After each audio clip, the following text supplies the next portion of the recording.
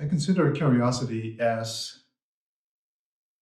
not an ingredient or a dish, but let's call it the table with the place settings where we sit together to share a meal. So we bring something, I bring something, you bring something. And we look at it with great care, we taste it, we allow ourselves to experience it without knowing what will come next, without any prejudice about what was in the past, what might be in the future, even without any prejudice as to what is right now, because we simply don't know. So thank you, Iggy, for sharing your curiosity, which is as follows. How can we stop trying to get better and instead just live our life?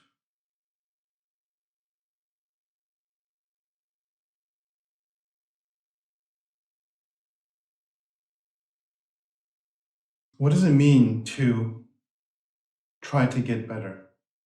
What does it mean to just live my life right now?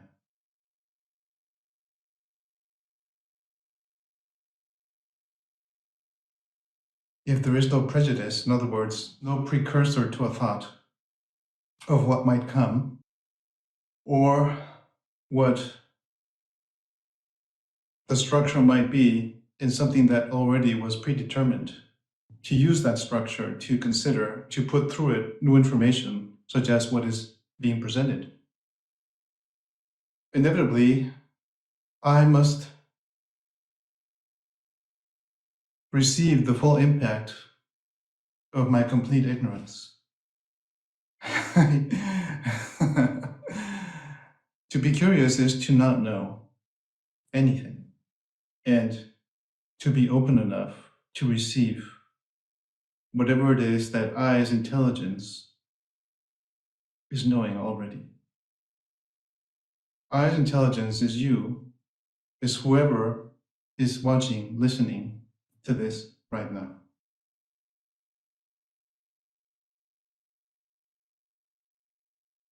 To get better implies that something is wrong, something is insufficient.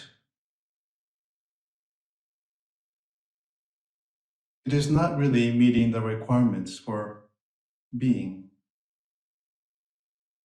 except that the requirements are never really compared to being. The requirements are really about having or doing, how to have my person, how to be a better person.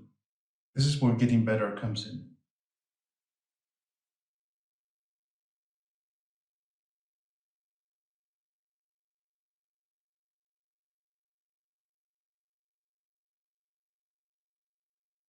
Our conditioning is rather strong, so that sitting here considering your curiosity, which is not mine, I'm making it mine by opening myself to not know what it is. And I must stay continuously in front of the inertia of humankind to protect itself from the unknown. This protection comes in the form of what we call thoughts.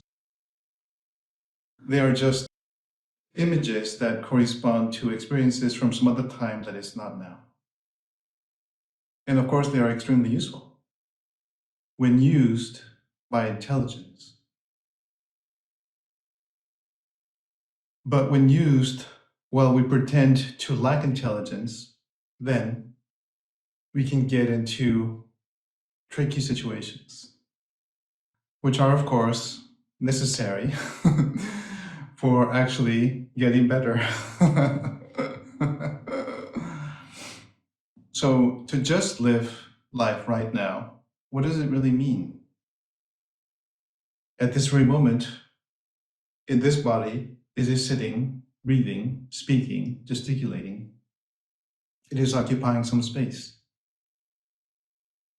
And this is the experience, this is the extent to which being here and just living, that's what it means right now. These are the facts right now. And into this table of curiosity, we deposit these vessels containing these beautiful interests. Getting better versus just living. When we place it into that construction of language, right now, what would I rather do? How would I get better right now? And how would I just live my life? It seems inevitable that right now, there's nothing to do to get better.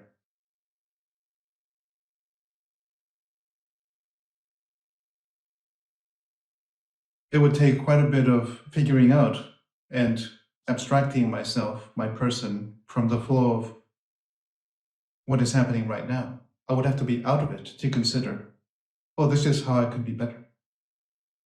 So am I going to spend my energy doing that? Or perhaps would I rather just live this, just to be here? Could it be that that is enough? And in this living here, all of these notions will show up in what is called the mind to attempt to make safe the inevitable ignorance that we all share.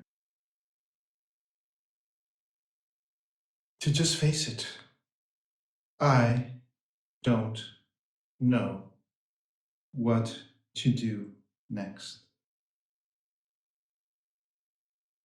But I can listen.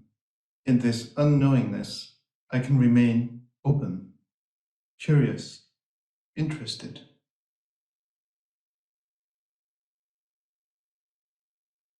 Am I able to bear staying in front of this ignorance, which is natural, innate to us all, as tiny little particles of the endlessness of intelligence?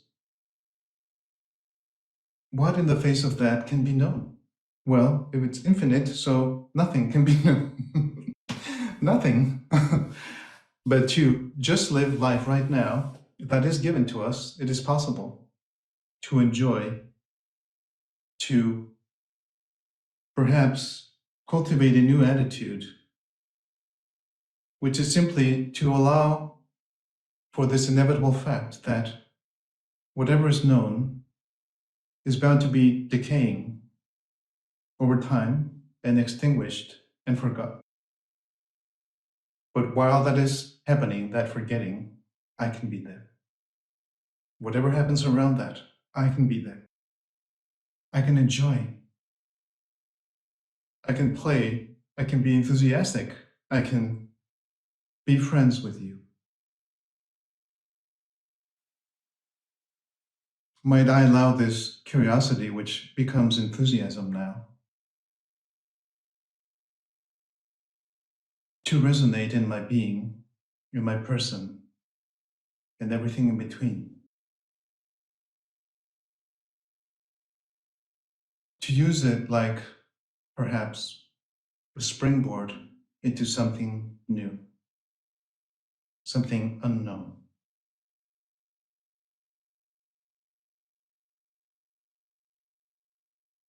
And that the happening of life itself will indicate exactly to this individual location of intelligence what it means for this person here to just live. And in that living, the getting better is forgotten. There is no better or worse. There is just I who is aware of this person that can receive so much love from just being here without any prejudice about anything, to be free. To be free from the no. Thank you very much, Iggy, for sharing this. I wish you very well.